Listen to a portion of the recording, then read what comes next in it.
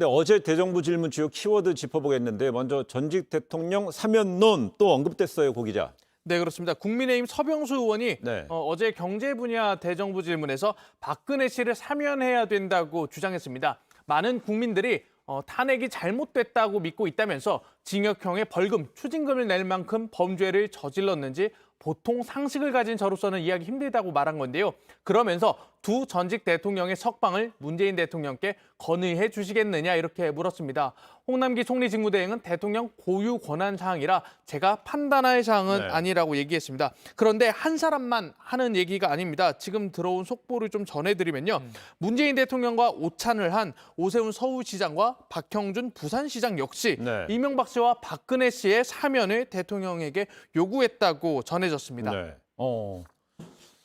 근데 지금 보니까 네. 주호영 국민의힘 당 대표 권한 대행은요, 이게 탄핵이 잘못됐다는 서병수 의원의 이 발언에 대해 당 전체 의견으로 보기에는 무리가 있다 그래요. 네네. 그 당연하죠. 국민의힘 내에서는 그럼 뭐 선수별로 뭐 이른바 계파별로 다른 것 같아요? 다른 것 같은데 네. 지금 이제 표면적으로 떠오른 것은 사면론이지만 네. 사면론에 대해서는 이 여당에서도 사실 올해 초로 돌아가 보면 이낙연 전 대표가 사면론을 언급했다가 상당히 이 지지층으로부터 지지율이 떨어졌던 네. 사례가 있습니다. 지금 선거 패배 이후에는 오히려 지지율이 더 폭락했는데요.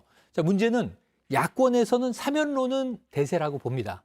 문제는 뭐냐면 서병수 의원의 얘기 중에 탄핵 자체가 잘못됐다. 네. 사면이라는 것은 뭔가 잘못을 저질렀고 재판에서 유죄를 받았고 수용 생활을 하고 있으나 국민적 화합 차원에서 좀 풀어주시죠. 이게 사면인데 사면보다 이전에 탄핵 자체가 잘못됐으므로 사실은 무죄다라는 주장.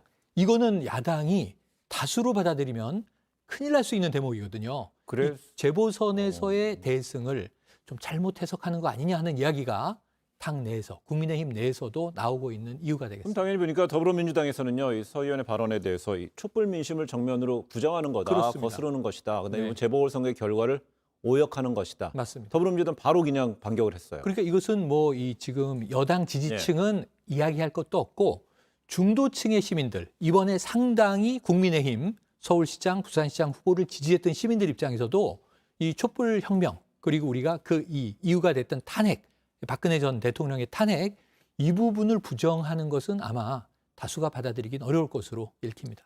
예, 지금 뭐 문재인 대통령 반응도 나왔는데요. 네. 뭐 전직 대통령 두 분이 수감되어 있는 일은 가슴 아픈 일이다. 그러면서 뭐 두 분 모두 고령이고 건강도 안 좋다고 하니까 안타깝다 이런 반응을 또 보였습니다. 네. 다만 뭐 이런 얘기도 했습니다. 문제는 국민 공감대를 생각하지 않을 수가 없고 또 국민 통합에 도움이 되도록 작용이 되어야 한다. 이 두 가지를 고려하지 않을 수 없다. 그러니까 약간 원론적인 답변을 문재인 대통령이 내놓기도 했습니다. 그러니까 결국 국민 공감대라는 예. 주어의 말을 또 키워드를 이제 답변했네요. 네. 알겠습니다. 한번 오늘 구체적으로 좀 세부적으로 나오는 이야기는요, 이어지는 JTBC 프로그램에서 다시 다루도록 하고요.